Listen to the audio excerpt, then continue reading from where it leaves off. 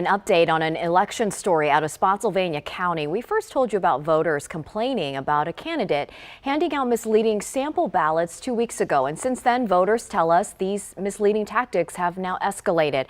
Marcella Robertson on top of this and joins us now with the very latest. Marcella, what's going on? Annie, good morning. Well, there are now more complaints coming in about a new sample ballot being passed around. Voters say it's causing even more confusion at the polls. One voter tells me that sample ballot led him to vote for people he never intended to. And this morning, he's sharing his story to warn other voters. In all the years of voting, I've never had this occur. When Pablo Cuadrado went to cast his vote last week in Spotsylvania County, he says he was handed a blue sample ballot. The ballot that read Spotsylvania Democrats on top looked like so many he's received in the past. It's why he used it to help him vote. Turns out the information, though, on that ballot was false. And the longtime Democrat says he ended up voting for people he didn't mean to. They did it to me, and I'm sure that they would have done it to a lot of other people also. So it's kind of like being duped.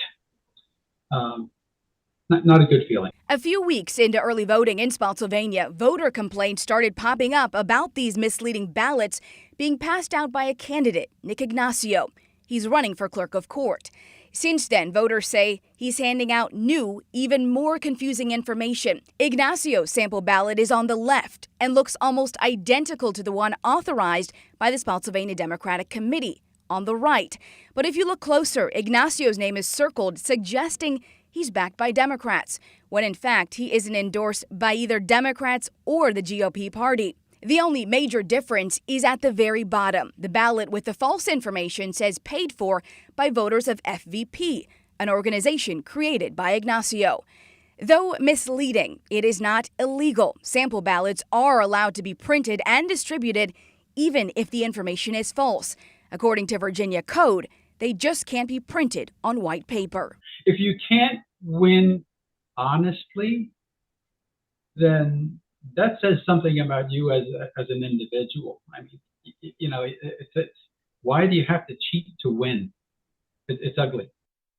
Now, other candidates, both Republicans and Democrats, they've spoken out against these campaign tactics. I did reach out to Nick Ignacio again to ask if he wanted to talk about these new sample ballots and if he wanted to respond to voters, but have not yet heard back. Annie? All right, something we need to be aware of, Marcella. Thanks for that update. Now, here are some important election deadlines. The deadline to apply for a ballot to be mailed to you is October 27th. That request must be received by 5 p.m. that day. The last day of early in-person voting in Virginia is November 4th, and of course, Election Day falling on November 7th.